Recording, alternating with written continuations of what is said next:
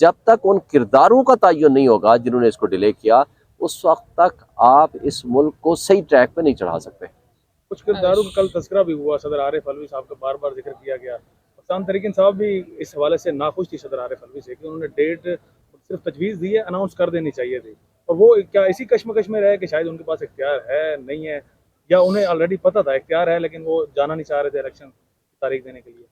देखें, पहली बात तो यह है कि सदर पाकिस्तान ने 9 अप्रैल डेट दी थी, क्या अंजाम हुआ? इलेक्शन कमीशन ने उठा के फेंक दी। फिर सुप्रीम कोर्ट के हुक्म पे प्रेसिडेंट ऑफ पाकिस्तान ने तारीख दी थी 30 अप्रैल। उसके बाद उसको वन साइडेड इलेक्शन कमीशन ने 8 अक्टूबर की डेट दे दी। फिर सुप्रीम कोर्ट ने खुद 14 मई की डेट दी, उसको इलेक्शन कमीशन ने उठा के फेंक दिया, और तमाम पीडीएम की जमातों ने उसकी तस्दीक की, जजेस का मजाक उड़ाया, और यहाँ खड़े होकर कंटेनर्स यहाँ ले आए और गालियां दी गई सुप्रीम कोर्ट के जजेस को। फिर आपने आगे देखा क्या हुआ। उसके बाद सदर पाकिस्तान ने 6 नवंबर की तारीख प्रपोज कर दी थी। एक एस्पेक्ट है, हम कहते थे उनको नोटिफाई करना चाहिए था डेट, लेकिन चूंकि वो सिर्फ नेशनल असम्बली की डेट दे सकते थे, बाकी सूबाई असम्बलियों की या इलेक्शन कमीशन ने देनी थी या गवर्नर्स ने देनी थी। तो उन्होंने कहा कि चूंकि 90 डेज के अंदर इलेक्शन होना है, लिहाजा 6 नवंबर, और इसके साथ बाकी कंसर्न लोगों से भी आप रब्ता कर लें। तो सम एक्सटेंट उन्होंने एक कॉन्स्टिट्यूशनल अपना रोल अदा किया। लेकिन जिन्होंने जो ये कहते थे, मुझे बताएं, आपको याद होगा कि इन्होंने जब भेजा लेटर कि आए मेरे साथ कंसल्ट करें, इलेक्शन कमीशन ने उसको फ्लैटली रिफ्यूज कर दिया जाने से। यानी एक रियासत के आईनी सरबराह के साथ मुलाकात से तो इनकार कर दिया, लेकिन same day ambassador, American ambassador से मिलना पसंद कर लिया। तो आज तो फिर गए हैं, उस वक्त क्यों नहीं गए? और पूरी पीडीएम की जमातें क्या कहती थी कि सदर पाकिस्तान अपने आईनी हुदूद से बाहर होकर काम कर रहे हैं, इनके खिलाफ अब एक्शन लेंगे और इनको रिजाइन करना चाहिए। और फिर उन्होंने बुलाया लॉ सेक्रेटरी को भी और लॉ मिनिस्टर को भी, उन्होंने भी कहा आपको कोई इख्तियार नहीं है। तो बात यह है कि आज इख्तियार साबित हो गया ना कि उनका है। हाँ, लेकिन हम भी कहते हैं कि उनको नोटिफाई करना चाहिए था इलेक्शन की डेट, लेकिन अगर वो कर भी देते तो इलेक्शन कमीशन ने पहले कौन सा माना है, या आज मानते, या किस इदारे ने पहले माना है उनके हुक्म को, या जो आज मानते। That is the reason. Shoaib Shaheen साहब, इलेक्शन के लिए बजट सुप्रीम कोर्ट ने जो हुक्म दिया था वो स्टेट बैंक ने भी नहीं इशू किया था और हुकूमत ने भी, तो अभी आप क्या समझते हो, बजट वाला मसला हल हो जाएगा अगर लेट सपोज सुप्रीम कोर्ट के हुक्म के बावजूद भी 8 फरवरी को इलेक्शन नहीं होते? तो ये जो कानूनी कार्रवाई होगी तौहीनी अदालत, निगरान सेटअप से उनको क्या नुकसान होगा जो इलेक्शन करवाना ही नहीं चाहिए? देखिए, अब तो बजट हो चुका है, पैसे आ चुके हैं, बजट में मौजूद हैं, इसलिए मेरा नहीं ख्याल कि अब कोई ऐसा इशू होगा। लेकिन उसके बावजूद भी अगर कोई नहीं कराएगा तो कंटेम्प्ट उस वक्त भी बनती थी, कंटेम्प्ट अब भी बनती है। ये उस वक्त भी अदलिया को चाहिए था कि वो कंटेम्प्ट जारी करती, अगर फैसला दिया है तो उस पर अमल दरामद करते, और अगर अमल दरामद नहीं करा सकते तो फिर आपने फैसला क्यों दिया? फैसला तो फिर एक कागज का टुकड़ा है। लेकिन एक बात जहन में रखें, फैजाबाद धरना केस अगर 5 साल या 4 साल बाद अगर उन किरदारों का तयन हो सकता है, उनके खिलाफ एक्शन हो सकता है, तो इसमें भी, इस केस में भी देखें, बात यह है कि अगर ये प्रेसिडेंट सेट हो जाता है कि 13 महीने बाद इलेक्शन करा लो या 6 महीने बाद इलेक्शन करा लो, तो फिर अगला जो इलेक्शन आएगा क्या गारंटी होगी 2 साल या 3 साल बाद इलेक्शन हो या 10 साल बाद इलेक्शन हो?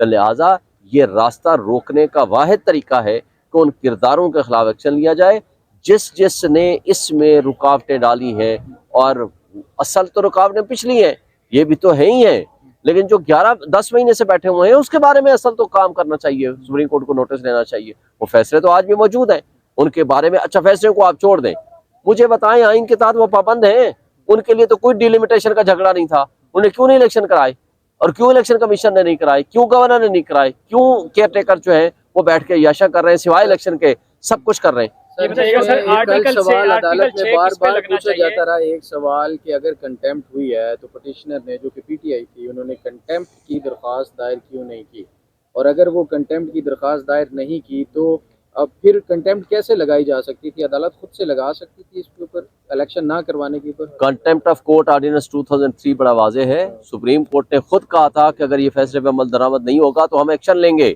तो वो एक्शन क्या होता? वो एक्शन लेने का, और उसके बाद बारहा उन्होंने चैम्बर में रखी थी कि जी आए हमारे से मिलें।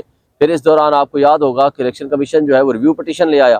फिर रिव्यू पटिशन के बाद भी क्या हुआ, उसके बाद review of judgment and order आ गया, फिर साथ ही प्रैक्टिस एंड प्रोसीजर एक्ट आ गया। तो कोई एक काम है जो उस वक्त की गवर्नमेंट ने किया हो या उस वक्त की पार्लियामेंट ने किया हो, फॉर द पर्पस ऑफ करनी चाहिए थी। लेकिन अब भी इलेक्शन होते हुए आपके नजर आ रहे हैं या शकूक व शुबात पीटीआई के लिए अभी भी बरकरार है? देखिए, शकूक व शुबात तो रहेंगे जिस दिन, जब तक के इलेक्शन का आखिरी दिन गुजर न जाए। शकूक व शुबात इसलिए हैं कि ये 7वीं तारीख हो रही है, आपने देखा 7वीं किस लिए, पहली तारीख प्रेसिडेंट ऑफ पाकिस्तान ने 9 अप्रैल दी थी, फिर सुप्रीम कोर्ट ने कहा था कि नहीं, with the consultation of election commission नई तारीख दें, फिर 30 अप्रैल तारीख दी थी। 30 अप्रैल आने के बाद फिर सुप्रीम को उसने चेंज कर दी थी इलेक्शन कमीशन ने 8 अक्टूबर। 8 अक्टूबर के बाद फिर क्या हुआ था, सुप्रीम कोर्ट ने 14 मई की तारीख दे दी थी।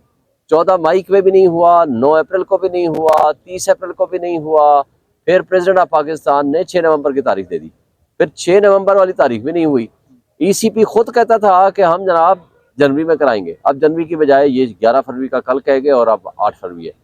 अब हम होप रखते हैं कि ये हो जाए, क्योंकि अगर सुप्रीम कोर्ट के हुक्म के बावजूद उन्होंने इलेक्शन नहीं कराया तो मैं समझता हूँ कि एक शुबा तो फिर भी रहता है।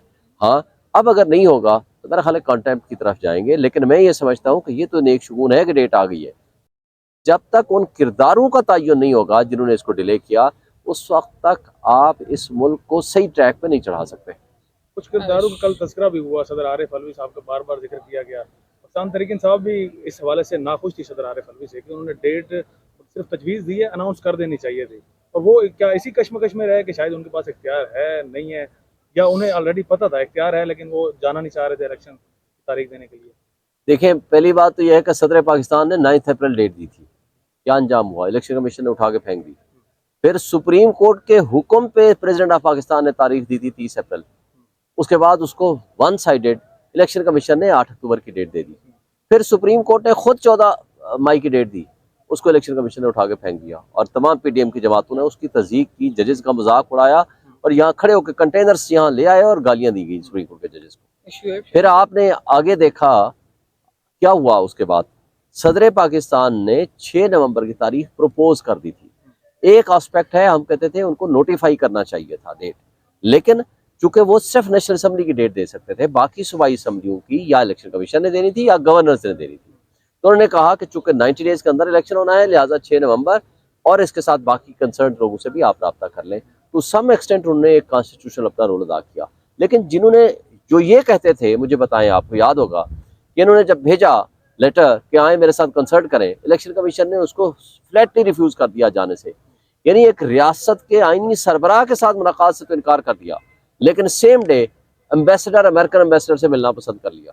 तो आज तो फिर गए हैं, उस वक्त क्यों नहीं गए? और पूरी पीडीएम की जमातें क्या कहती थी कि सदर पाकिस्तान अपने आईनी हुदूद से बाहर होकर काम कर रहे हैं, इनके खिलाफ अब एक्शन लेंगे और इनको रिजाइन करना चाहिए।